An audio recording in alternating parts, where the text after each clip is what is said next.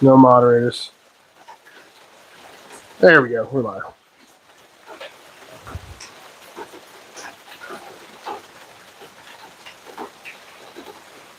Boocha. Rocking the booch. Don't know if anybody's ever going to see this, but I did a handle shaping video on Instagram Live. Since there's one young lady who questions my handle making shaping abilities, I'll do a live here too. Oh, motherfucker, hey. I don't know anybody was actually going to see this. I didn't know anybody was going to see this. I figured since I did a handle shaping yesterday or the other day on IG, I'll do one on YouTube. Because I never got around to finishing those two. I didn't get around to finishing the fucking ironwood, so I'll save it for YouTube.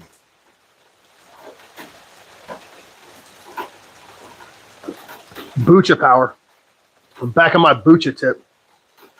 Can y'all hear me good? Oh, it's pissing rain. Here, watch this. Look. Wait, hold on. I thought that would... It's pissing rain. Been pissing rain. Please in the crowd. I am the man of the people. I'm here for the people. I mean, why else would I make videos if not for everyone? Like, that's the fun part about videos. What's up, Glock? Like, isn't that why we make videos? Entertain? Yeah, it's about to be, yeah. I'm going to finish that ironwood. I'm going to do the ironwood first. I'm going to do it right here so we can see the ironwood in all its glory. Even though my fucking buffer is probably wet right now. I'll just turn it on real fast. Well, it's only got one fucking speed, so I figure, yeah, I'll do this on, I'll do it on YouTube too. I haven't done a live on YouTube in forever. Check this shit out. I got a sweet new mask.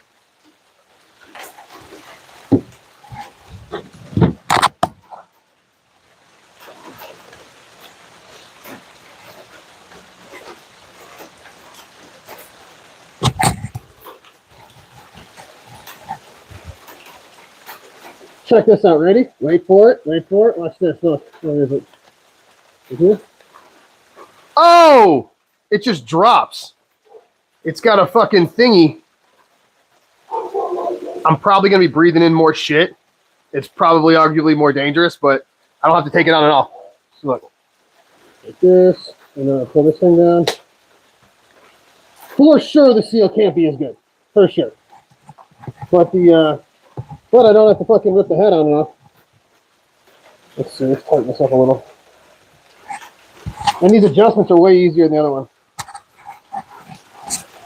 There we go. All right. Yeah, fucking boocha, baby. Yeah, isn't this? Look at this shit.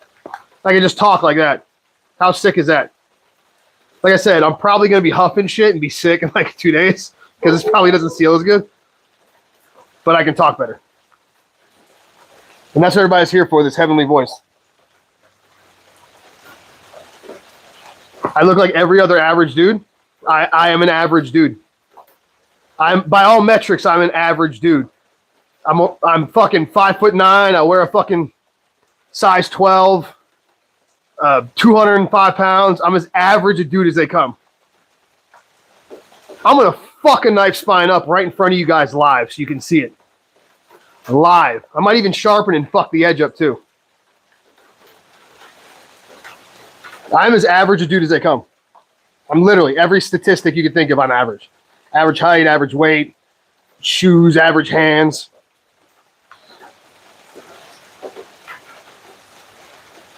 Uniqueness in my appearance? Like what? Less yapping, more working. What should I do? Should I get a face tat? Could put your mom's name right here. That would be dope.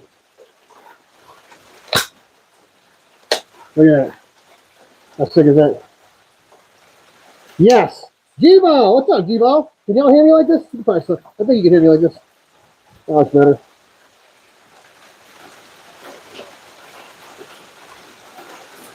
Well, thank you. All right, let's see if we can get a good view of the old grinder here. Hold on. Let's turn this thing further. So, flat platen. Oh no, I already did the whatchamacallit. So, let's see. All right. I already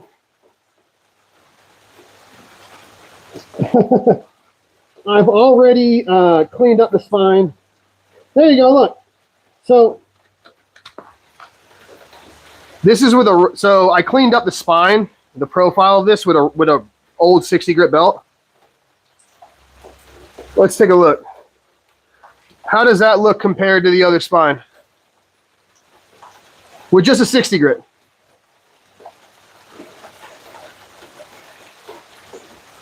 I'd argue that looks better than what Baby Girl showed, but I don't know. So now I'm going to start shaping them. What I do, and anybody that watched this the other day, you're going to hear me repeat it. So what I'm going to do is so when I make these when I do handles, I want them to be teardrop shaped. So I want them to be like rounder up here and then teardrop down. That's better. Your hand, when you grip something, is a bit teardrop shaped. See? It has more of a teardrop. So that's the idea. So what I'm going to do is I'm going to try to mimic that. So what I'm going to, in the past, if anybody is a knife maker watching this and you want to get the hang of this, what I used to do is take a ruler and I would measure like 1/8 of an inch off that liner here, and then about 1/4 of an inch off that liner right here. And then we're going to bevel it in, facet it in to there, and then we're going to round it all off and shape it. So it'd be a little bit thicker up here than it is down here. Now that I've done this hundreds and hundreds of times, I'm just going to eyeball it. And also, it also depends. Like, these are a little bit thicker liners. These are like 30 or 40 thou liners. If I've got a thinner liner, it would be closer, if that makes sense. So if I use a thicker liner, the handle is going to be a teeny bit thicker because I want the same proportions. So if I go to, let's say, an 1/8 inch down here and the liner is a 15 thou liner, the whole overall shape of the knife is going to be about 15 thou thicker, give or take. So it's not dramatic, but if you held 2 in your hand, you might be able to feel the difference. So that's what I'm going to do. I'm going to take this side in, then we'll do the top. Look what a sweet new mask. Yeah, I need a 3 grit. All right. I'll put a little light on this.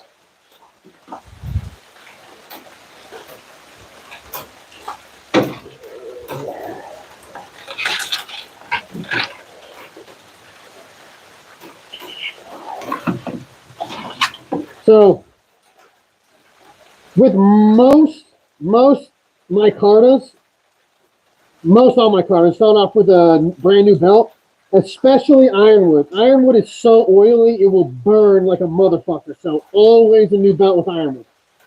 Pro tip.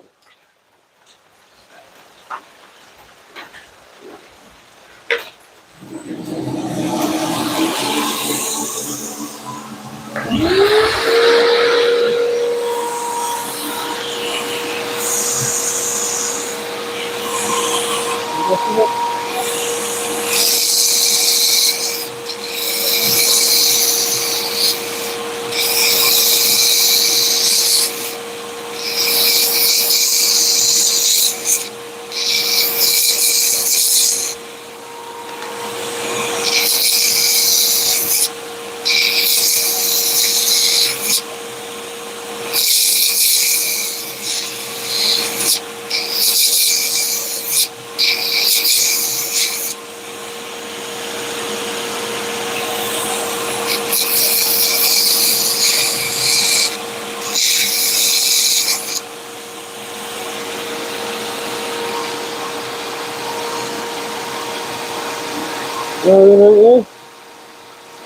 This one on this side.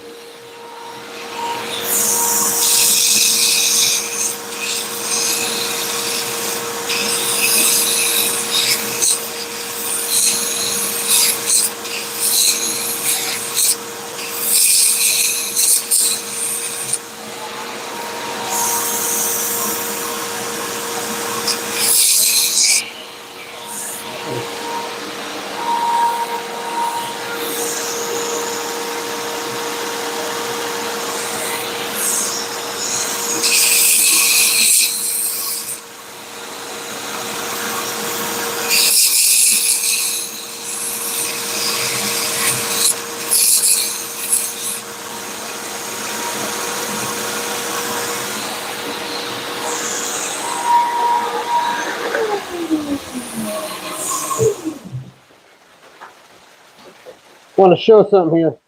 It's raining, so it's a little dark. There we go. Let's see if I can get a little light maybe. Okay, I want to show something. Okay, so see how,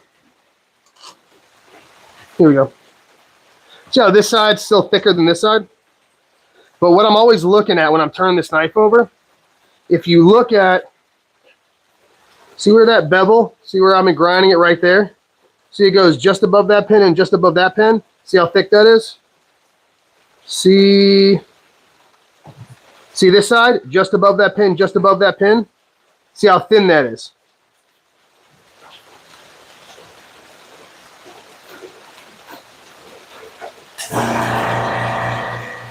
I have a vacuum. Do you not hear the vacuum running?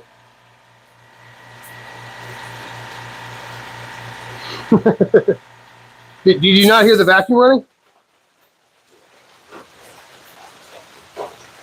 Yeah, I can do black pins on ironwood. Yeah, for sure. To move everything around in the shop. Yeah, I have it's a vacuum. Got a vacuum system and this mullet right here. I thought you could hear that. So anyway, now I know why I don't use this on oh, you didn't hear that? Okay. This thing's about to like fall over on me. All right. So the reason I'm pointing this out because the angle is the same here as it is here. Or I'm sorry, it's off. So the angle, this doesn't necessarily matter a ton, but it can fuck you up a little bit at the end. So I'm trying to keep it even the whole way through.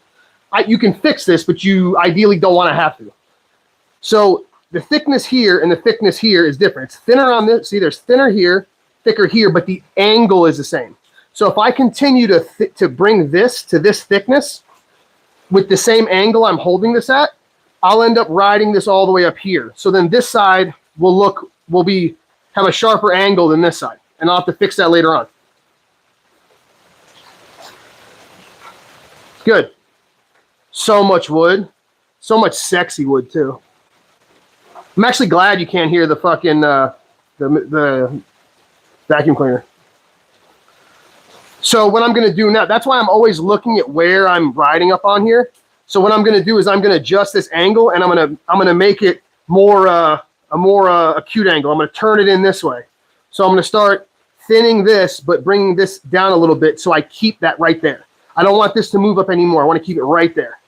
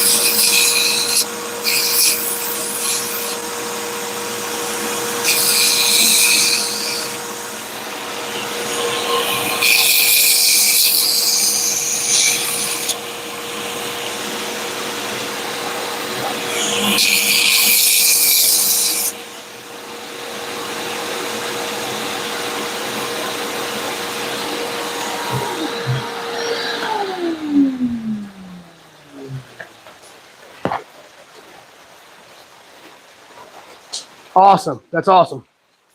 Where is yours, Louis? Here. It's right here. I'm going to do it live right here in front of you. You'll see me shape it. So now what I've done,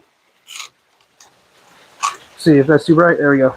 So I've gotten both of these, right? So we have the same thickness down through here. The angle is the same. See, still above those two. Still just above those two. See, that one's a little higher right there, but that's okay. And then what I'm also looking at is right here, making sure that's even. This side's a cunt hair higher, but I can fix that real quick. Right?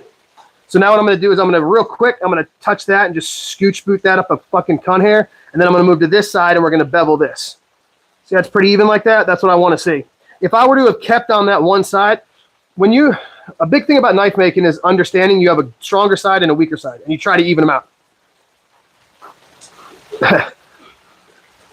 So you always want to constantly look. So obviously I'm right-handed. So my right side, where I'm holding the knife like this, is a little bit better than this side.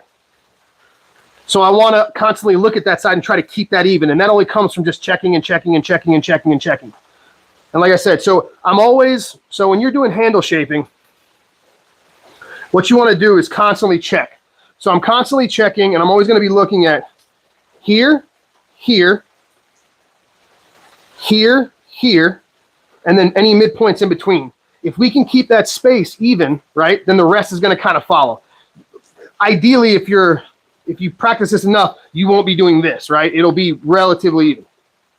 So now, like I said, you can see right there, this side needs to get pushed up just a cunt hair right there. And then I'm going to move to the back. Yeah, I got to individually shift for the pins. Yeah, right here. Jackie Poo, what you doing here, Jack? What's up, Jackie? Here, want to watch me shape a handle on a knife? How I do it. I'm gonna show you how I do a piss poor job of it. All right, can kick that up real quick.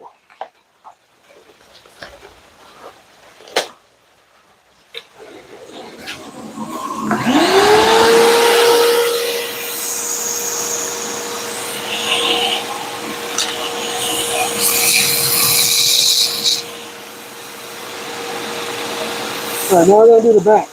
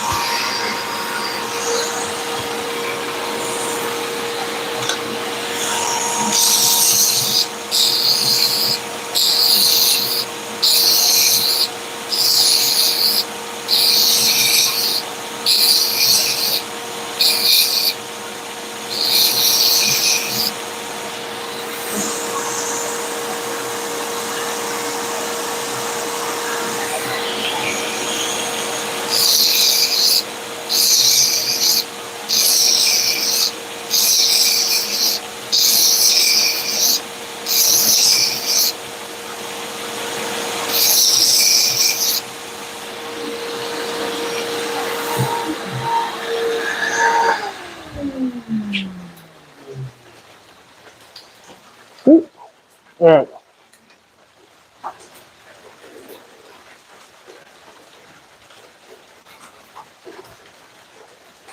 Sorry, I think you feel like it's gonna fucking fall. All right. Hopefully that getting knocked down didn't sound too bad. So, see that? So when I'm doing this, when I'm shaping this spine right there, what I'm actually looking at, see that flat spot right there? On both sides right there? That's what I'm looking at. I'm looking at that angle, making sure it's similar, right? Pretty close. This one's a little higher of an angle. But again, do you see how it's the same side? See how this was the same side that was a little too high? This side's a little too high again. So it was too high doing this. It was a little too high here. It was a little too, because that's my not good side. So I'm always checking that side. I know for a fact when I look at this, always to stare at this side, because this side's always going to be a little higher or a little lower or whatever. So and then I'm looking at that right there. And I want to keep that same amount of flatness as close as I can like that. So then I know, okay, look, that's pretty even, right? Now what I'm going to do is I'm going to go through and I'm going to shave this down and we'll start getting it rounded over on both sides. Yes, I feel like a fucking Avenger with this thing. Fuck yeah, Jack. Is it patina to shit? Yeah, let's go around to this side, maybe a little.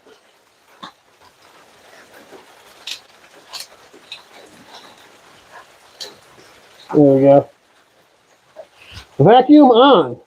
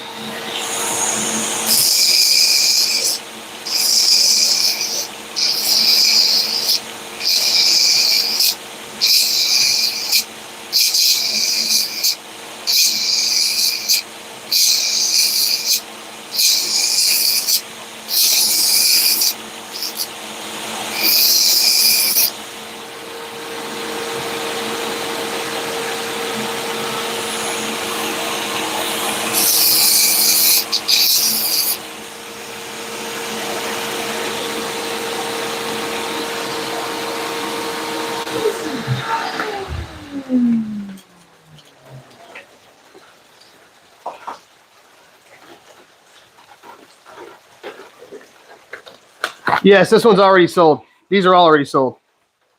So can you see? You see this side? Right here. You see this side? See if I can get you the... This side's higher than this side. See that? Same side. It's that left side. I just want to point this out in case any new knife makers watch this. I've watched videos in the past when I first got into this, but guys don't ever talk about this. They just all you see them do is just rolling shit and everything looks fucking great. I was horrible at handle design and handle shaping, and I worked really fucking hard to get good at it. Hey, James, he's got one. This is a 4V tried and true right here. Oh. It's like taking the top off. I know it blurs. I don't know. It's just, you know what it is? There's just too much fucking waves going on. It just fucks with the camera. With this beautiful fucking swoopy ironwood. Yeah, dude. So this is, I'm not going to say I'm the one that made it popular, but I've kind of noticed it popped up after I started doing it a lot. Ironwood and Tiffany blue liners is any sort of darker brown wood and Tiffany liners is kind of like not a signature, but a thing I do a lot when people give me the option and they're like, hey, I want wood and, you know, chef's choice on whatever the handle is. I always like doing something like Cocobolo or desert ironwood or even African blackwood or Bacote, stuff like that with the Tiffany blue liner. Yeah, a lot of guys, like I said, I'm not like acting like I'm sure it's been done before, but I do it often, and I see a lot of guys doing it now, which I think is fucking dope. I'm not like looking for fucking crazy like cred or anything. I'm just joking around. But yes, if it fucking would focus. But the Tiffany blue, even green works really well too. But Tiffany blue and brown, like, looks just so fucking titties. If it wouldn't fucking blur. So I think, like you just said, the blue makes the wood pop and the wood makes the blue pop. It's just a nice compliment. Yeah. And again, if somebody orders a knife for me for their wife and they're like, hey, chef's choice, 9 out of 10 times I'm going to pick, as long as I'll always ask, like, is your wife, does she throw in the dishwasher? Because I won't use wood then. And even if they are, because most normal people don't know how to take care of a knife. So I'm going to make the knife as regular person proof as possible. I don't want the guy worrying that his wife's going to fucking drop it or do this or whatever. I'm going to try to defend against that for him. So if let's say it's someone who's not like a knife person, instead of using wood, I'll use like a pretty brown Richlight or like a pretty brown micarta with some figure in it. And then I'll do Tiffany blue as well, because with guys, it looks fucking dope, and then women love Tiffany blue too. It's like unisex. It doesn't matter who I show this combination to. It just looks sick. They're almost sexual, right? Along with the tip. Yeah, see, look, there you go. Jack, mine's in the dishwasher, dude. Ask Charlie if she's put a knife of mine in the dishwasher. That's how I know that epoxy holds up well. Yeah, so I always, like I said, these are questions. If it's a knife person, like a knife guy, then I know they know what they're getting into. But if it's for a wife or a spouse or something like that, most people have no fucking clue. They're used to fucking Walmart knives. So I try to bulletproof as best I can about it. I'll leave the tip, especially on like a kitchen knife, I'll leave maybe the tip just a touch thicker, so it's less likely to chip. with the handles. I won't do any wood or anything like that unless they specifically like, even if they request it, I usually try to warn them against it because if you leave my card in the dishwasher, you're good to go. G10, you're good. If you put wood in there, it can swell and crack and all that kind of shit. Hey, Colin.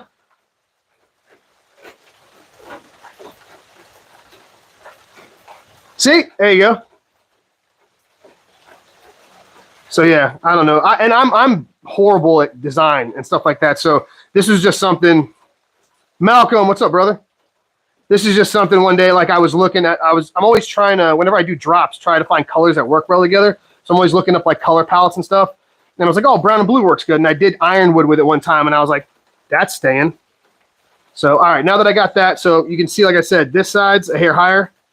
So I'm going to push that up just a cunt hair. Or sorry, this side, push this up a cunt hair. And then you can see, hold on, that's showing right, there we go. See how it's pretty even, right? We're pretty even on that. I'm actually going to shave this down just a little bit more. It's very comfortable. So generally speaking, 99% of the time, the wider a handle is, right, this way, the thicker it is, the more comfortable it actually is using it. Hey, Shane's here. However, if you have a really wide handle, it makes it hard to EDC. Because if this is going to be pocket carried, right, you don't want this big chunky handle, even hip carried. Dope. So I'm always trying to, there's a specific level of girth I want in the hand, and then a specific amount of thinness I want in the hand. So I want it to be very easily pocket carried, because this is only a 7-inch knife. It's designed to be pocket. You can hip carry it, but I like to pocket carry it. But I also want the handle to be a little bit thinner. So it's just going to be just a hair thinner than this. I'm going to bring it down just a little. Don't want too much girth in my man's hands. You know what I mean? Girth for the win.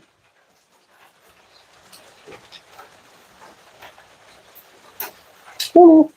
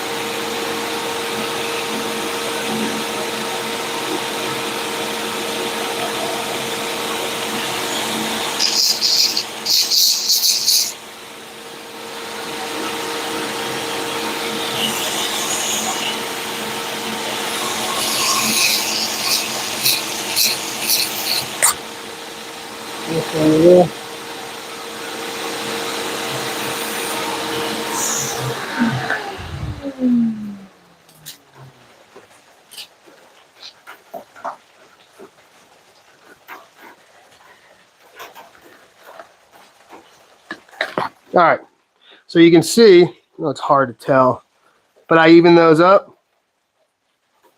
There we go. You can see that? See, this side still needs to push a little, but thinned it down just a little bit.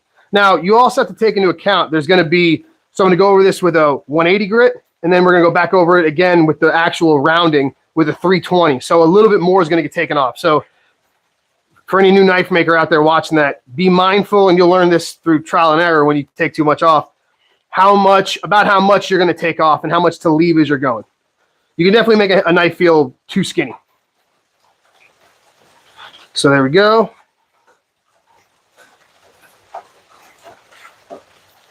It's funny you say that. Check this out. You want to hear something really, really, really fucking cool? And I can't say who it is. I was recently commissioned. Well, actually, I was selling a knife here on YouTube. A gentleman, hey, Nikki, what's up? A gentleman bought it. And I feel so fucking bad. Within like an hour of receiving it, It was I think it was an M4 4V, just like this, a drop point, just like, or it was a sheep's foot, sorry. Super fucking thin, same whole lot, 67 Rockwell. He whacked it into some bamboo and torqued on it and took a fucking chunk out of it. I felt so fucking bad. So I told him, shoot it over to me. I'll fix it as best I can. I made it. He made a funny joke. It's like, he said it looked intentional now. It looks like a svelte, like a svelte version of a tried and true. So it's the blade's shorter. I try to do a taller blade on these, so you have a lot of life in the knife. That's the whole goal. So it's, you know, about half the size now, but it's still great. And I reground it so it'll cut great and all that. He was actually so appreciative of it all that he ordered another knife. You say, I'm talking about the lighter wood with dark purple liners. This gentleman sent me a piece of wood, and it was what looked like to be a piece of furniture, which is always kind of dicey because furniture wood doesn't necessarily usually, most of the time, doesn't make good handle wood. Oh,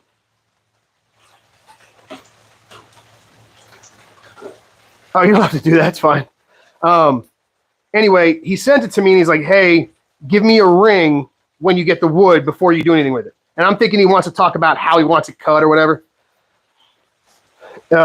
It turns out that this gentleman is an employee of the federal government, and the piece of wood, anytime, Brandon, the piece of wood that I'm holding is like a 20-year-old piece of the Supreme Court of the United States.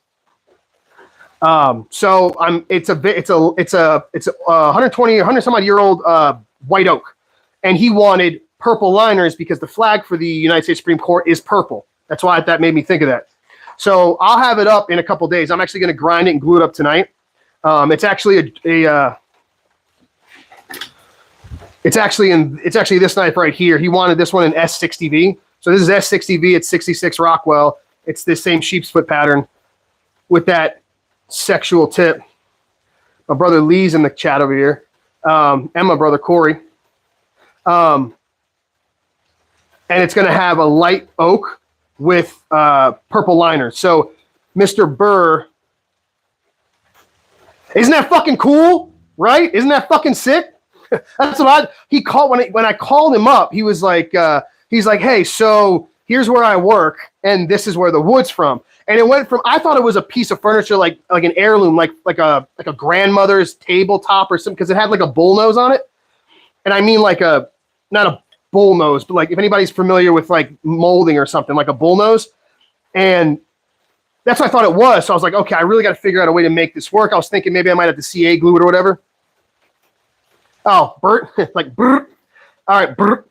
So when he said that, it went from like this should be fun to like this is the coolest fucking knives I'm ever gonna make. So yeah, it's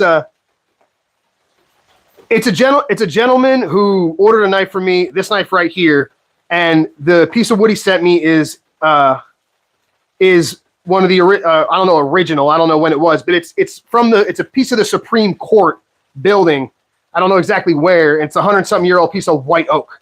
So that is going to have purple liners. So Mr. Burt, if you check my Instagram, I'm going to put it up when I'm done with it, and then you can get an idea of what dark purple liners and light oak wood would look like.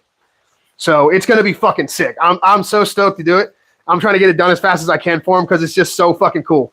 And if you're a lawyer, it's fucking awesome, right? Isn't that right, Lee? Like and what's crazy, the reason he called me too was he's like, however way you want to cut it, but I want to gift you the rest of that. Like, take it and make yourself a knife with it because I think you'd appreciate it, which is so fucking cool because now I have a piece of the fucking Supreme Court, which I'm absolutely going to make a knife for myself in one day whenever I get a chance, and I'm going to fucking carry the shit out of it. So it's super fucking cool.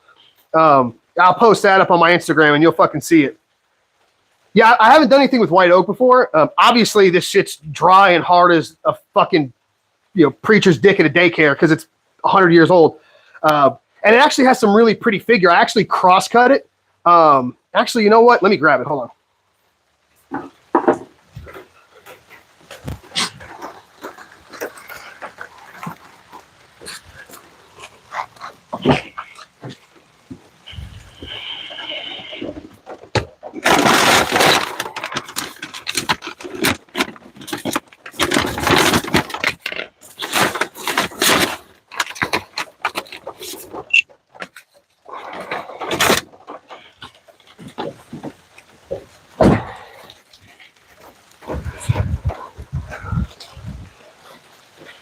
All right. All right, here we go. Yeah, exactly. Bourbon barrels, yeah. So, let's see if I can tell. So you can see there's like the varnish side, right? Where it was, this is what was like exposed. A-10 Warhogs are the coolest fucking planes in the whole fucking wide world. I wanted to fly one when I was a kid so fucking bad. I thought the fucking the F-15 Tomcat was the coolest thing on earth until my uncle, who worked for the NSA, gave me a book with a bunch of plane stats. And I saw what the A-10 Warhog is, which is basically a machine gun, a flying machine gun. And that it's the coolest fucking plane ever created. So here's actually it cross-cut. I don't know if that's showing up. Yeah, that's the brrrt sound. Yeah, it's more than a brrrt sound. I'm sure everybody's seen those things fucking just. That's got to be the worst sound on earth if you're a fucking towelhead overseas and you hear that fucking, because they got those two huge propellers. It's a propeller driven plane. You hear that thing coming and you hear that brrrt, you better hope you see 72 virgins. I tell you that. Yes, they literally built the plane around the gun. No, boy, he's totally right. So this is it right here. This is from, this is a piece of history right here. There's a piece of United States. See, it actually has a really pretty figure. And it's not showing right now, but there's actually quite a little bit of chatoyance in it. I have a feeling when I polish it up, it's going to look fucking sick. You can see a little bit right there. Yeah, so this is going to be one of the coolest things I ever make. I'm so happy to make it for him. I'm so touched that he would even give me the opportunity to do it. Right? Isn't it pretty? Let's see, where is it? Yeah. Yeah, I thought I was so surprised. Like, I didn't know what it was going to look like. And then I was like, you know what? I feel like if I cut it this way. So you can see it's actually. Oh, that was the other thing.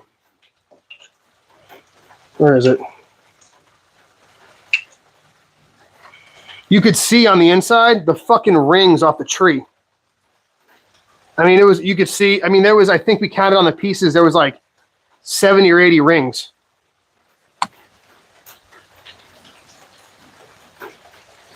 Freedom delivery system. It's a free pass to Allah system. But how cool is that? Sorry, I had to do a little interlude here to show this, because this is just dope. This is cool.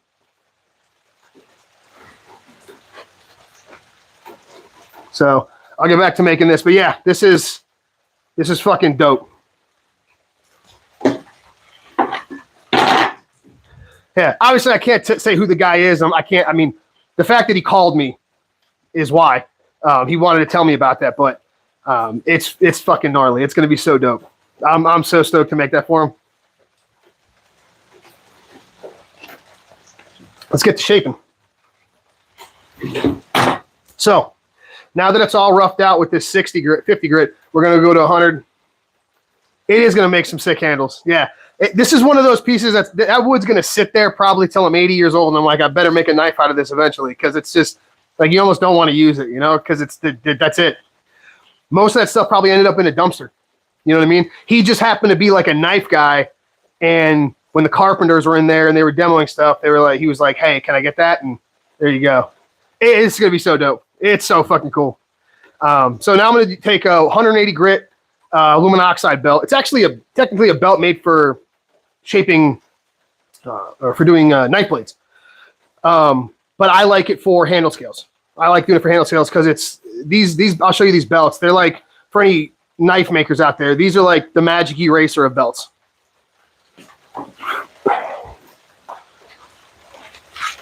So here's the belt. These are, they have like no fucking, there you can see 180 written on them. These are, I think they're Austrian or a German company called Deerfoss make these belts. It's an aluminum oxide belt. I don't know what kind of fucking German black magic they put in these fucking things. I think they're German. Deerfoss sounds German.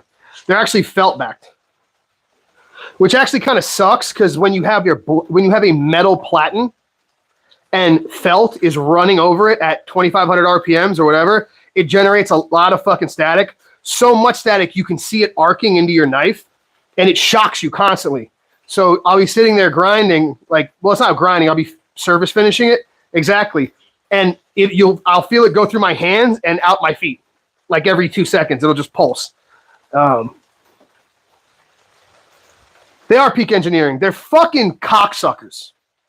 I'm telling you, every time I work and do a knife with a German guy, I'm like, this is the last time I'm going to do this.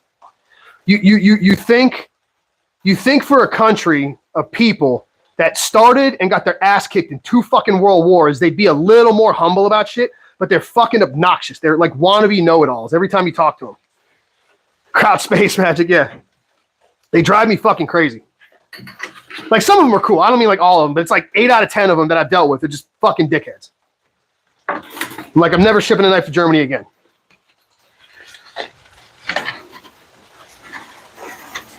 So the cool thing about these belts, so for any new knife makers out there, I highly recommend them. They're only about $3.50, $4 a piece. You're only going to get one knife out of them. You're going to get one blade. Maybe if you make dog shit soft knives, and maybe you get 2 or something. But if you're using like properly hardened steel, you're going to get one knife out of them. But that finish will be flawless. You could have a 60 grit finish on your knife and take a 400 grit deer belt, and it will pretty much completely turn everything 400 grit. Like custom forms, dude. Not even the custom forms. It's just the guys themselves. Like, they're fucking annoying as shit. Like, they know everything about everything. And then when you tell them you show them that they're wrong, they like try to fucking mental gymnastics it. But it's funny because English isn't their first language, so they stumble on themselves. And then when you correct them, they're like, "Oh, English isn't my first language." So it's like, feel bad for me when I mess up, but let me berate you in broken English. Anyway, now we'll do some shaping.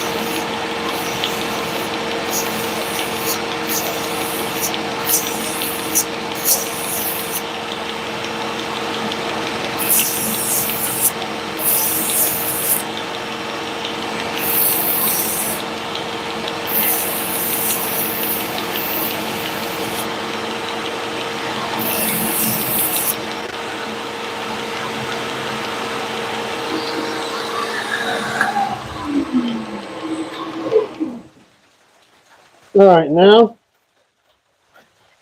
63 right hardness 9999. So now I've gone over and smoothed it out if it'll show it. Taking the scratches out of the steel pins and gotten rid of all the deep scratches. Now what I'm going to do is I'm going to use this belt. It's going to kill it, but I'm going to use it to go over the scratch pattern here. Take it from a 60 grit to a 180 grit and clean that up. So for the next step, it'll be easier when I clean it up with a 320. Oh.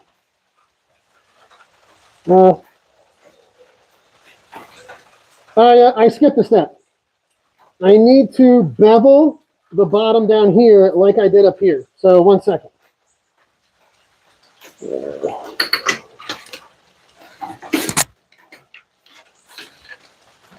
Well, okay. That's fine. We'll do a little go back and forth real quick. Why do I love this grinder so much? Watch this. And now we got a small wheel.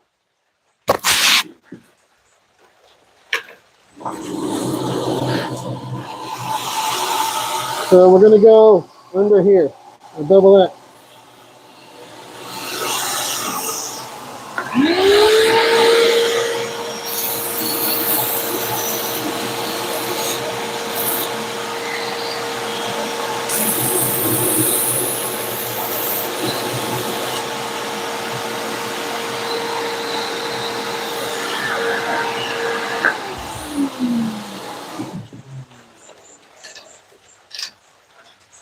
What grind?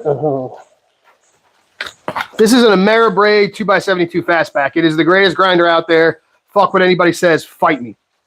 Not to mention that the guys that run it are some of the fucking greatest individuals I've ever met in my life. Their customer service is like second to none. Everything about this grinder is thought out and tested. You can tell. That right there. That they don't advertise this fucking feature enough. Okay, here, let me just show you this because they need to. I keep telling them to advertise this. Let's do a little grinder 101 real quick. Okay, first off, this right here, your tensioner, that's on springs. Okay, let's see, can you see it? You see this right here, this free hanging metal hook? What that does is when I pull this down, so there's tension now, right? If when I pull this down, it locks it. Now it's untensioned. So with one hand, I can tension it, take the belt off. I don't need to fuck with this with two hands. First thing that's dope. Second thing is this quick release system right here. There is a big 1/2-inch hex bolt that goes through here. There's a cutout right here on the steel that maybe you can see. So it squeezes it like this, right? So watch. So let's say you have a platen like this right here. When you release that, completely free swings into wherever the fuck you want it. Why is that so dope? Why is that so fucking cool? Because you don't see me with another tool arm other than the work rest. So did I got a table over here. That's new. So what this does is if you're someone like me, right, and when you were getting into it, you don't have a lot of money, rather than having to get a small tool arm and let's say, so usually you have one for a platen, right? If you're super, hell yeah, it will. So usually you would have one arm for the platen, one arm for a large wheel, one arm for your small wheel attachment.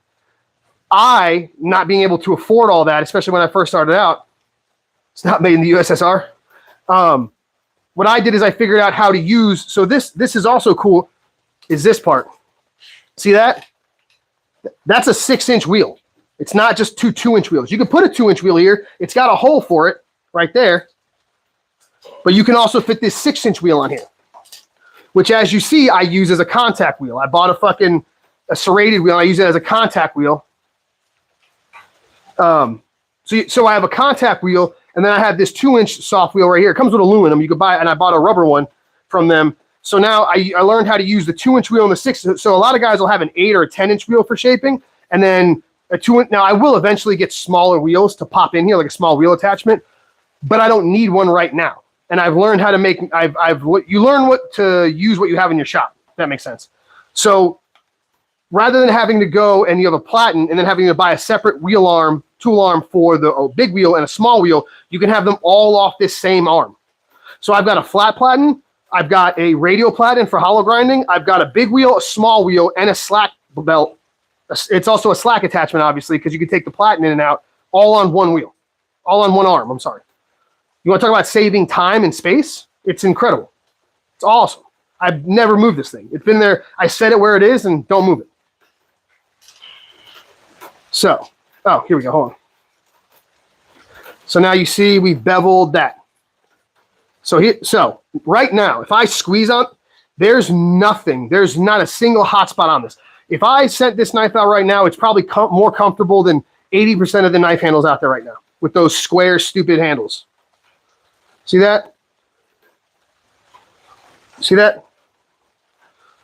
So it indexes it. It locks. The egg shape is because that's why I don't like broomstick handles, because I test the ergonomics of the handle by taking it and then I'll grab some hard wood and I'll fucking just dig into it real hard for like 15, 20 minutes, put the knife down, walk away, do something else, come back like an hour later. When you come back, if there's any hot spots, you'll have tender spots. Then do it again. Then you'll really feel where the hot spots are. The other thing is if you start cutting into heavy wood like that, most of the time when you have a broomstick handle, it'll spin. It'll do this. It'll rotate. If anybody lifts weights, if you deadlift, you know the bar wants to roll. That's why you use an alternate grip, because the bar wants to roll because it's a circle. Oh, dude, I can't recommend this thing enough. This thing, I recommend this to everybody. Everybody. I've used the TW90s. I've used the Jesus Christ. The TW90s. I've used the Oldemare braids. I've used the K. Oh, we hook grip it. Yeah, I was watching some dude doing reps. He was pause hook gripping like 405. He was doing a pause like a halfway up and then doing it. I can hook grip, but hook gripping with a pause like for reps. For reps, I'm grabbing. I'm either barehanded or strapping it. Maxing out, I'm hook gripping it. But anyway, I thought that was baller as shit. He was sitting there fucking doing pause reps with a hook grip. I was like, your hands are gonna fucking tear, like, gotta tear apart. Gee, I can't. KME. It was a KME. The KMEs. I've used the TW90s. I've used these. I've used what's another popular one. I've used probably 4 or 5 different grinders, and these are by far. The other thing is this. Oh, yeah, if you got big. Did we talk before, Bert? The other thing is this, a lot of people comment on it, they don't realize it, is when they see this for the first time, is how small this is. Oh, Jesus. From here to here. It's very, very compact. It's very, very compact. It doesn't stick way the fuck out. So you can fit this on like basically anywhere. It's a very compact design, which is dope. It saves a ton of space.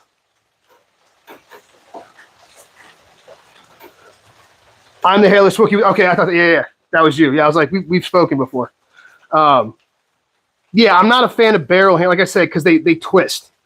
They rotate. Anything circular is going to rotate when you start putting pressure on it.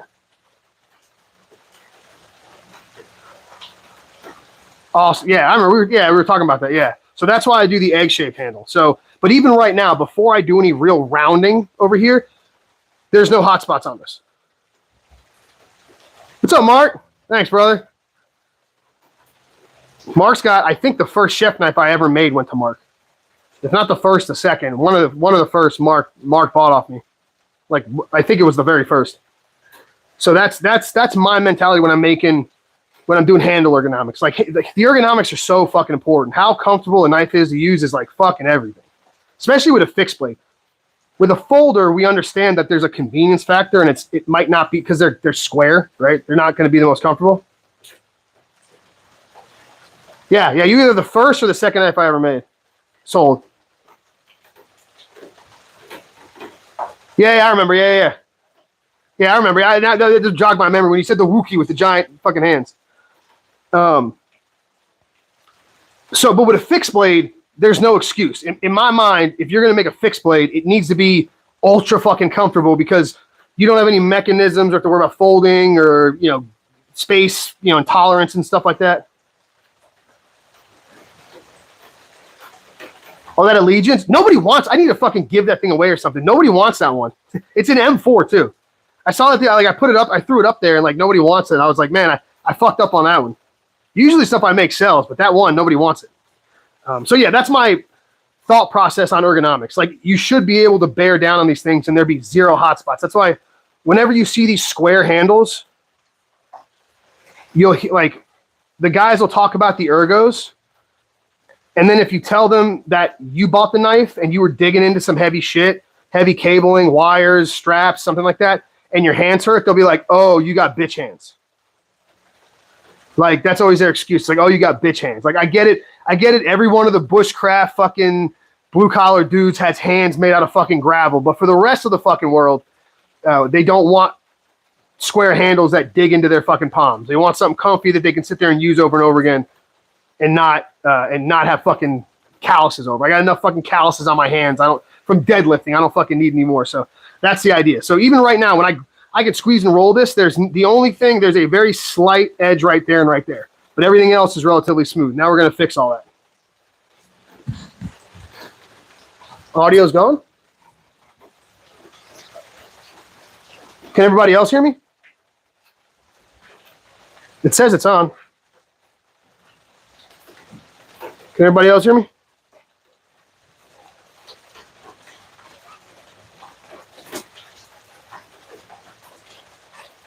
Oh, a ton. Oh, but matter of fact, bring that to Blade Show so I can take it back and I can fix it. Yeah, I'm so much better at handles than that now. Okay, you guys can hear it? All right, so it's just him. It might be your thing, bro, if they can hear me. So, all right, now we're going to do the spine chamfer like I was saying. We're going to change the scratch pattern and smooth it out. So it looks like shit, like you saw in Jacob's video.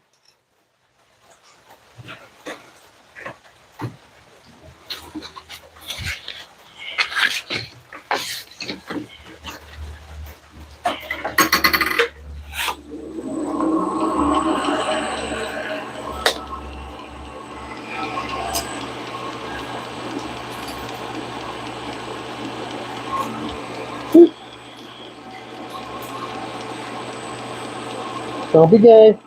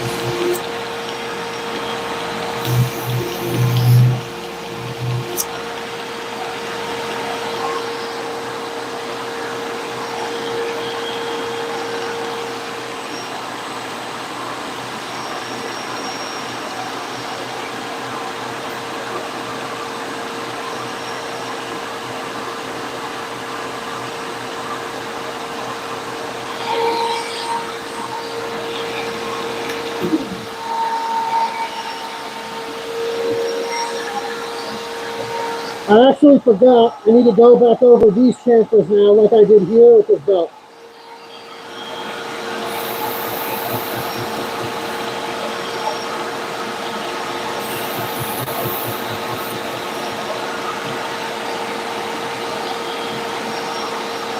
Now I'm going to go inside here.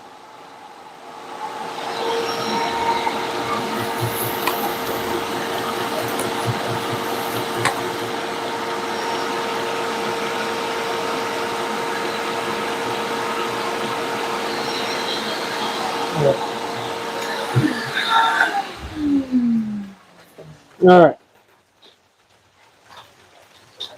You buy me one of the new stand.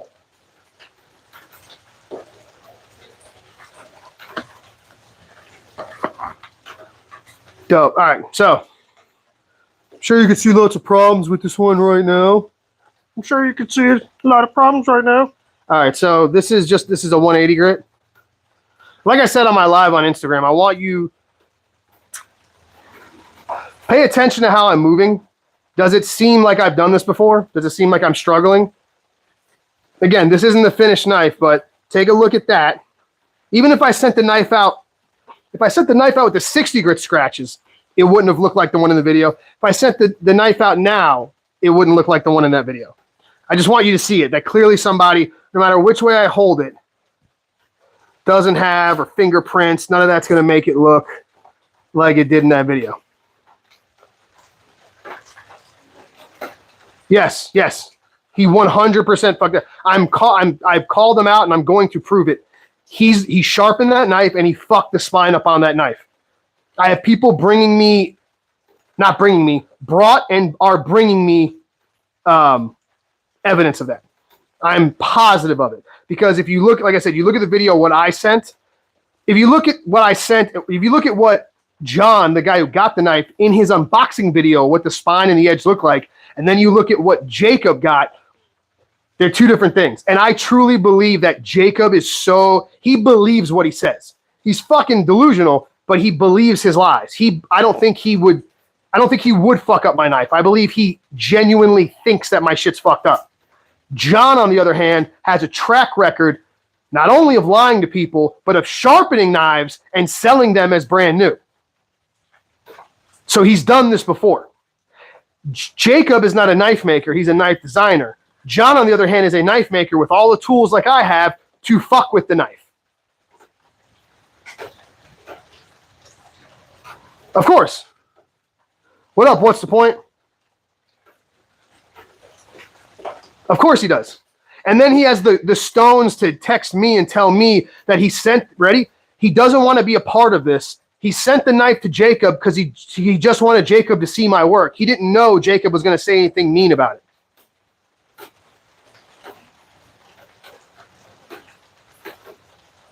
Oh, I abused it. I'm glad you abused it. That makes me happy. I like hearing the abuse. So now I'm going to do, so whenever you watch knife making videos, or at least the ones I watched when I was first getting into this, all I ever see is guys with a slack belt doing this shit. And maybe that's really what they do. When I first started shaping handles, I used to work at Pop's Knife Supply. They're really, really, really good fucking friends of mine. And I worked there for 7-8 months, almost a year or so. Maybe, I don't know exactly, but like a good part of 2023, right? And I'm fortunate because all four of the guys, now three of the owners, all four of the owners at the time are phenomenal, retardedly great knife makers. Like just unbelievable. And they're all different. So I got to, every day I walk in and I get to pick up one of these knives, like Joey Berry's knife or fucking one of, well, when Dirk decides to make a knife once every fucking year, or Andy Roy of Fiddleback Forge's knife, and you look at this knife that's damn near fucking perfect. It's like in cooking, when I was a chef, you have to, if you only know Outback, if the best steak you ever had was Outback, that's as far as you're ever going to be able to take it. You can never go past that because you don't know what's beyond that. You got to go out and go at higher end restaurants that you want to be better than and see what they do to see where their standards at, so you know what you have to at least meet and then exceed. So when I'm standing in front of these guys that make these flawless fucking knives, I'm like, okay, it has to look at least this good, at least this level. I want to do better, but it's got to be at least this level if I want to even be in the, like, to be sellable. Yeah, John is a crook. So I was blessed in seeing that. You want to see somebody do handles, go watch fucking Andy Roy do a handle demo at a fucking event. That guy, I'm not even bullshitting you, 12-inch fucking wheel, grinder, 100% wide open, fucking 36 grit belt. And he'll shape a fucking perfect handle in like 10 seconds, move on to the next. He'll be done with a handle in like 2 minutes. Grinder wide open. Zero. Like, why he has variable speed control, I have no idea. Might as well just get a fucking single speed. Wide the fuck open. Doesn't miss a beat. Not a single off scratch, not a single facet, not a flat spot, nothing. Never. His throwaway knives are what most guys sell. Like the things he can't sell, that he won't sell because there's a mistake, are what most guys do sell. Or like that's their best work. So, oh yeah. So why I say that, because one day I was in the shop working after work, and I start shaping this handle from this, like from here, and I'm fucking doing this shit, you know. And they walk in, and they're like, "What the fuck are you doing?" I'm like, "I'm shaping this handle, man." And they're like, "You just gonna roll the whole fucking thing all the way?" Like you need to like shape it down first, and that's the final step. So once I got made fun of for that, then I was like, okay, and then I started figuring it out. So here's the roly-poly part that you see all the knife makers do. I rarely see anybody show the actual beveling and all that kind of stuff. I don't know why. Maybe they all do that. Maybe they just buy thinner handle scales and then do that. But to me, it just, your knife ends up lopsided. You can't make adjustments. Like for at least me, I have to get it to here to where everything is basically even. Right? Is really even. Look here. See? Everything's like pretty. If you look at here, this, and I'm looking this side to this side to this side. Is there, see the gap? Like how much wood is from that liner to here, from the liner to there. See what I'm saying? How far is the gap from the liner to the wood there to there? Same with here to here. How does that curve look here? How does that curve look there? Like if I had to look at it right now, this side is a hair higher on this hump than this side. This one swoops a little down. This one's got a little higher hump. So I'm going to fix that right now. John! It's my Australian brother right there. Oh, yeah, when John, I didn't see that. Yeah, he screwed up. Yeah, he fucking dicked him around hardcore. He warned me, too.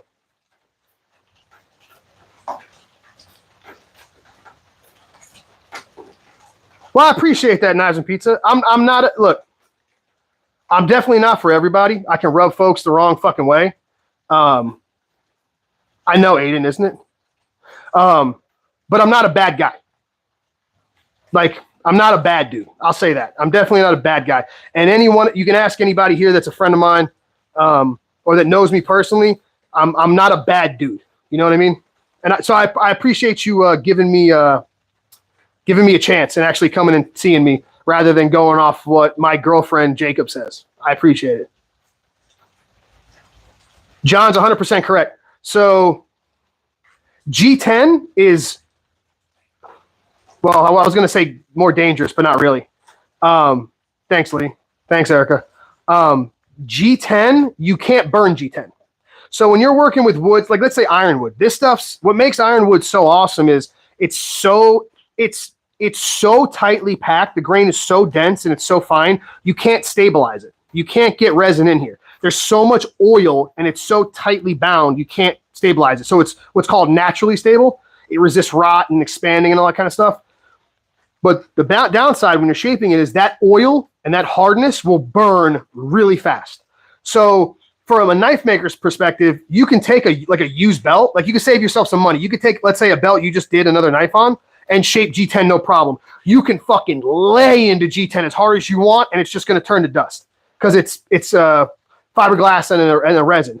Whereas this, you have to use a fresh belt and be very delicate because if your belt's worn or it's moving too fast or you push too hard, you'll burn it.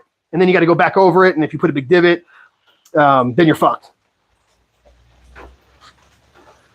Jacob made me a viewer. Well, awesome.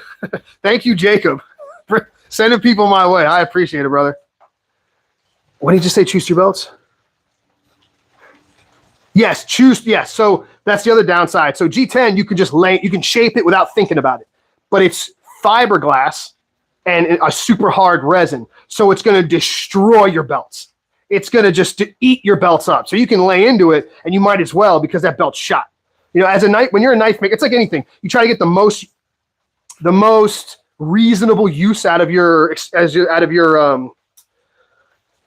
expendable material like belts. Obviously, you don't want to use, if you can get away with making two knives with the same finish on one belt, you get twice the life out of it. You don't want to use, a lot of knife makers take that way too far and use worn out belts and you get shitty finishes. But obviously, you want to try to be as economical as possible. So with G10, like I said, you're probably going to get a belt or two depending on how big the handles are because it's just going to chew the belt up.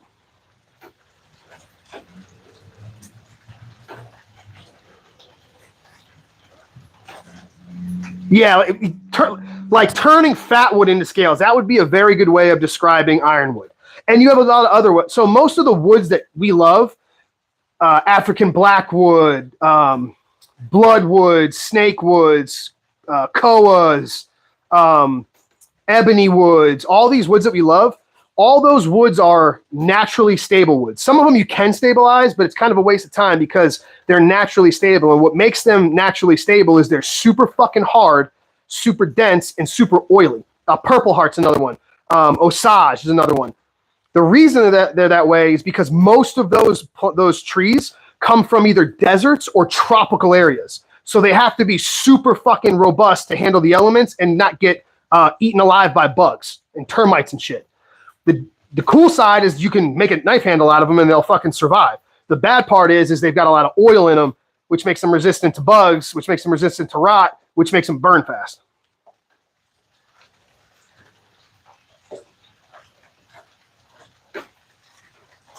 So the hucks were a one-time deal. Actually, no. I had enough material. I have 5 hucks that I'm going to be full height hollow grinding instead of a saber grind. I'm even going to blast the handles and make them look a little shinier. Blade Binge will have them at Blade Show. And I'll talk to Eric if he might sell one off of that. I don't know if he wants to bring them all, but we did have enough extra for 5. But it was a one-time drop and they all sold out.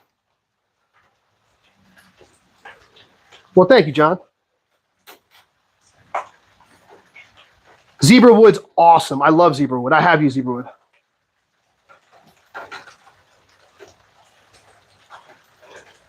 If you have chunks coming off micarta, there's a chance that was what we call like garage micarta. It might have been from So micarta is made for industry. It's made for almost everything in knife making is not meant for knife making. It's meant for some sort of industry. Most of the steels, all the handle materials, the wood, most of the wood we use is used for pool cues and guitars and all kinds of exotic cabinets and shit. But some people make their own micarta. And just like anything, you've got some guys that are really good at it and some guys that aren't. So it might have been, the problem is when they make micarta like Norplex and stuff like that, it's made on an industrial level.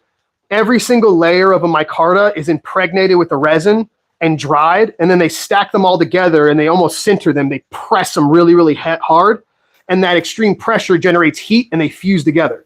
This is why when I hear people say that micarta scales, if you get oil on them, they stain, it'll wash right off.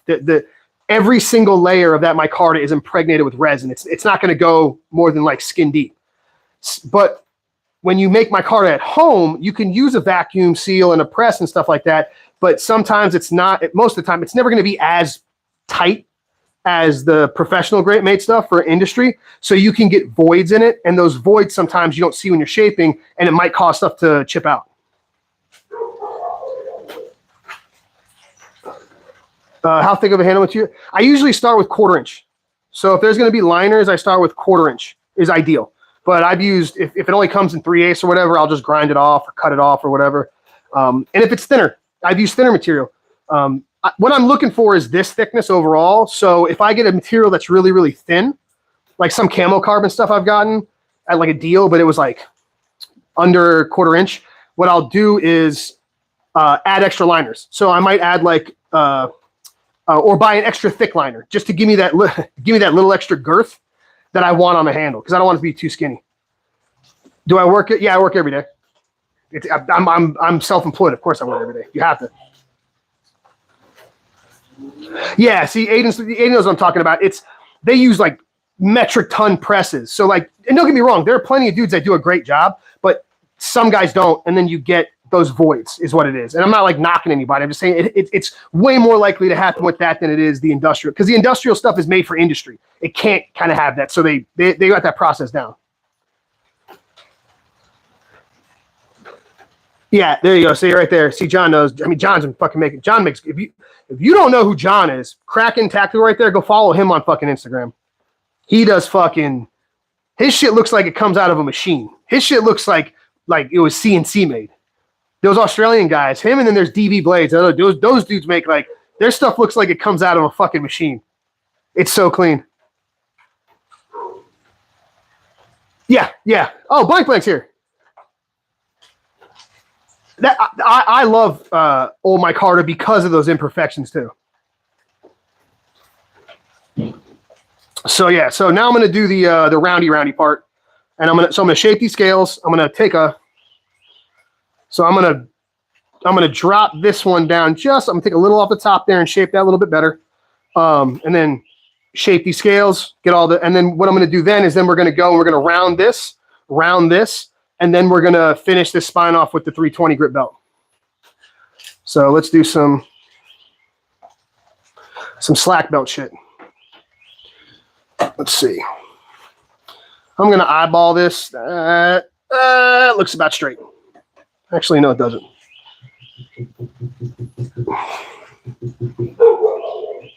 There we go. That looks straight enough. Ooh. Asbestos. I'm going to save that. There we go. I don't know what is on this belt, but it feels brand new. But I touched something with it. I don't know what. All right, so here's the shapey part. I don't, because I always use, well, that's a lie. I've been using Knife Handle Supply. The company, Brian, Knife Handle Supply, he sells a wax and mineral oil blend, and I've been using that on it. But all the woods I use are either naturally stable, like they've got a ton of fucking oil in them already, or they're stabilized. So the linseed oil thing doesn't. Linseed oil is good for woods that aren't stabilized or aren't naturally stable. Like if you got some like random maple wood, let's say, that's really pretty, that's not stabilized, then you'd want to use boiled linseed oil to impregnate that handle and give it some added moisture and water resistance. Like if you buy a Japanese knife, they're usually made out of like hoe wood, which is like a really porous, untreated wood. That's a good example of it. Like cigarettes. Yeah, so I don't usually use any of that stuff. I'll put a little bit of that wax, or it's not a hardened wax, it's a soft wax. So it's like it's a combination of like beeswax and mineral oil and stuff that he puts in it, like your typical like that. I'll rub the handle down like that just so it looks nice and pretty, like extra bright and vibrant when the customer gets it. I'll do the same with the blade, especially if it's carbon steel. I'll rub it down with a little WD-40 on it. Or if it's a kitchen knife, I'll use that wax because it's non-toxic and it's food safe. Just to give a little extra, make sure that the color looks really pretty. But it's not necessary because if, like I said, with like I'll show you. Matter of fact.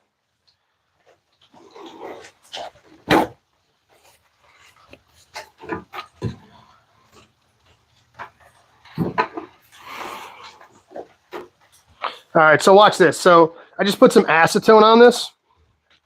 I'll show you how much oil is actually in this ironwood. Ready? Okay, watch. That's oil coming out of it. That's how much oil. And you're probably thinking that's like dust. I promise, the more I do this, the more it'll go. So when I epoxy these handle scales up, what I have to do is soak a rag in fucking epoxy like this, or in acetone, rub the fuck out of the side with it, soak the side I'm about to epoxy up with it, and then the second it's dry, hit it with the glue or epoxy, and then seal everything up. Because I don't want any of that oil to come through. That's why we use them. I and most guys will use a marine grade epoxy that's resistance to oils and is super waterproof. But you can see me just barely rubbing it. That's oil is coming out of it right there. There's so much oil in this stuff. Yeah, you see, it's like, watch, I'll do it on this side again. And I'll do the same side, watch. Like I'll do this all day and it'll keep doing it. There's so much oil in this stuff. But that's what makes it an awesome handle material. That's why it's the shit. Yeah, with alcohol, acetone, any sort of solvent you want to rub on it, you could rub it till the cows come home. It's just going to keep coming off. But that's what makes it burn so quick. And let me see if this will be a better angle. All right.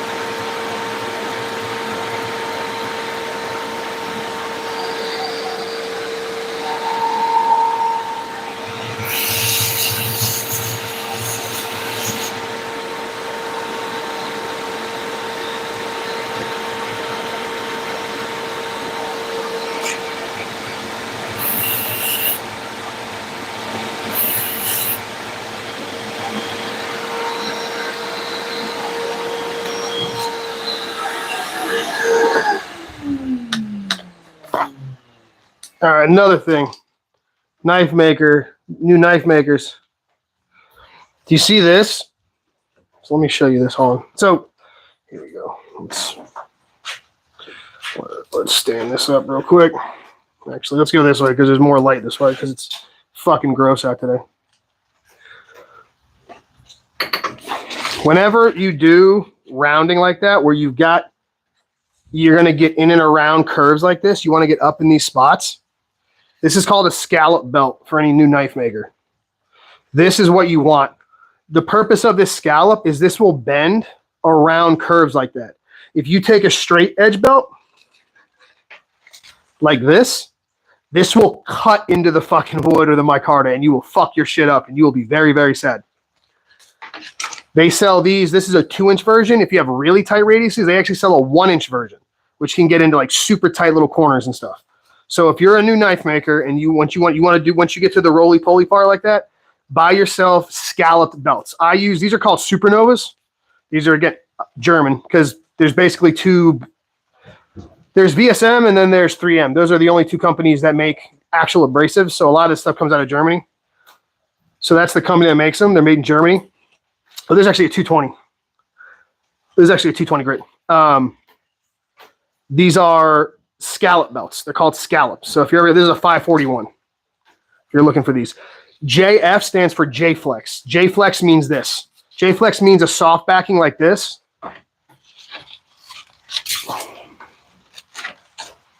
These are what's called X-Flex. So this is like your typical polyester backing, like a hard belt that you grind bevels with. This is X-rated. X-rated. And then this would be J-weight. So J-weight is flexible or J-Flex, and then X-weight is the heavier duty ones. This actually, matter of fact, it probably, yeah, so see how it says X? That stands for the weight, X-weight. So if new knife makers, if you're wondering that, it's all confusing. The closer to A, the softer, the more flimsy and limp the belt is. Closer to Z, the harder the belt is. All right, so now that see, it's all nice and smooth. I wish it would focus better. The scratches here all nice and fine. There you go. And again, now it's like, only thing is right there. There's a very little lip right there. No, it's not sharp, but you could feel it if you run your hands over like it's a corner. But the rest of this, I could carry this just like this. It'd be great. That's how I start. When I first designed the handle of a knife, I grabbed just the steel. And I cut stuff with the steel. And I'm like, all right, how bad is this? Like if some point of it's jarring into you already, then you got to fucking redesign it. If it can be relatively comfortable with just steel, then if you put a nice round handle on it, it should be good. So that's the goal. So now that I've rounded all this off, and now we see how that's even. Here, hold on. See how that's even now? Looks almost like, I'm not gonna say perfect because it's never perfect, but it's to my eyes spot on. Another thing I forgot to say that I say this all the time. When you're sighting down, so you're constantly doing this, right? You're sighting it, trying to look this way, flip it upside down. I promise you, a knife will look even like this, and then you flip it upside down, and you see the wonkiness in it. So I look at it like this, and hold it up against a light source like that. And I look at it, I'm like, okay, that looks good. That looks good. That looks good. So again, I'm looking at all those points. I'm looking at the silhouette of it in the light. Look at those shitty plunge lines. If it would fucking focus. Focus. I don't know why it won't do that. Well, they're shitty. Just take Jacob's word for it. They're shitty plunge lines. And then I think I just stabbed myself with a dull knife. And then there's, again, just a 180. And now we're going to go over, and we're going to go over with this 220 or a 320. The finish that I put on the spine and stuff, the perimeter, and then the actual blade, the thing itself, is dependent on handle material. So if it's like a resin, like an epoxy, one of those handles, those have to get taken up higher. So I'm going to take them up real high and polish them, and then I'm going to make the spines real polished. If it's Tero Tough, which you basically can't polish, if you try and polish it, it looks like fucking hot dog shit. It's meant to be like a rough, like what a lot of guys like micarta, like that rough fabric feel. That's what it's designed to do. So with that, I'll only take the spine and everything to like maybe a 180 or 220, right? Because I want the spine. I don't want a super polished spine and a nice coarse finish. I feel like it looks fucking retarded. So if somebody wants a coarse finish on micarta, then, and I say coarse, right? It's probably 180 grit or something like that. It's still smooth, but there's no scratches. It's just more of a textured. That's what I should say. They want a textured feel to the micarta. Then the spine and everything I'm going to leave at a lower grit so it matches the whole vibe of the knife. I don't want a super, and vice versa. I don't want a super polished handle and then a fucking 180 grit spine because then it doesn't look right. If I'm going to do a polished handle, I want a higher polished spine. If I want a lower grit handle, I want a lower grit spine. It's just a matter of a few passes. You'll see it's a few passes on a belt. It's not like a money or a time thing. It's more of an aesthetic thing. Now, if someone asks me to polish the spine, I'll polish the spine. I don't give a shit. It's their knife. But if I'm making one just to sell, that's what it looks like. It'll be like more of a brushed look if it's a more textured handle, and then a more polished look if it's a polished handle. So let's see. All right. So now we're gonna do some. We're gonna round here, and then all up in here.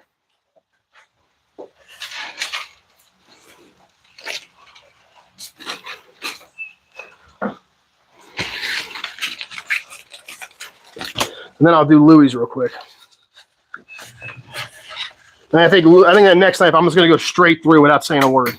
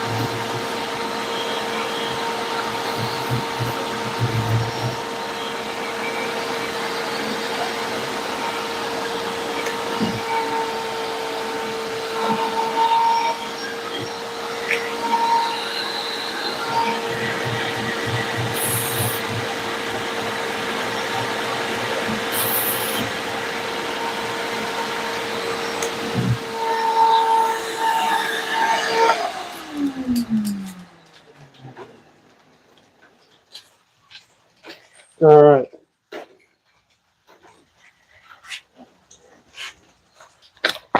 So there we go. So now the spines, you can see imperfections in the spine already. There we go. And then now to the buffing wheel.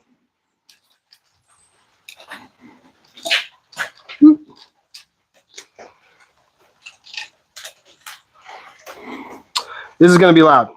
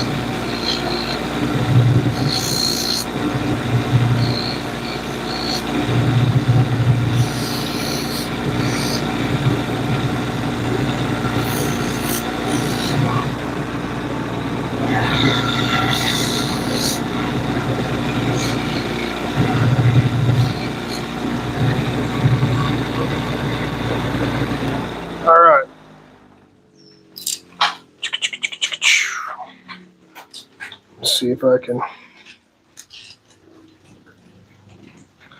Everybody still there? Or everybody just dipped?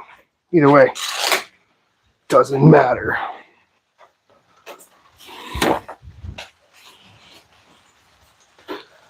All right, let's see. Try to get all this. For some reason, the fucking buffing compound loves to stick to pins.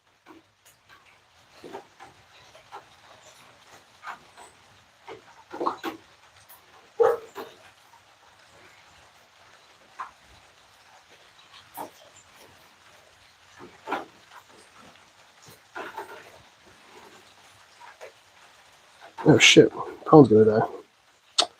Well, fuck.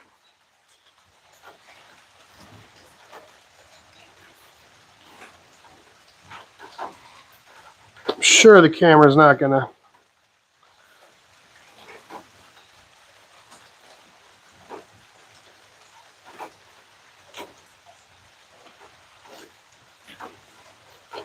See all the fucked up shit. All right. Wonder if it'll show it. All this pretty chatoyance and movement in this ironwood. Yeah, you see a little bit of it right there.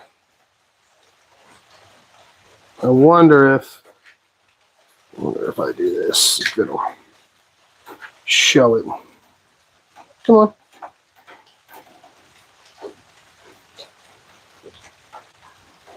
Let's get a little light.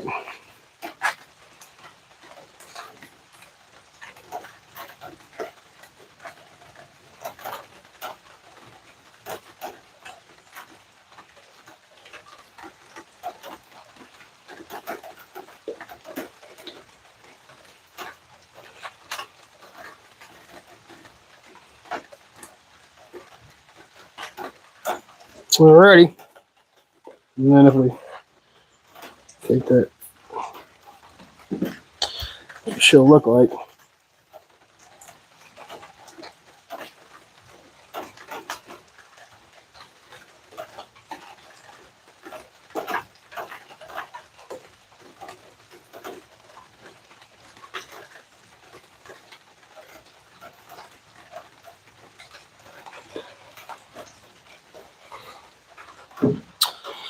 Alrighty. Alright. So there she is. That's a nice start to finish. Well, a handle kind of start to finish. I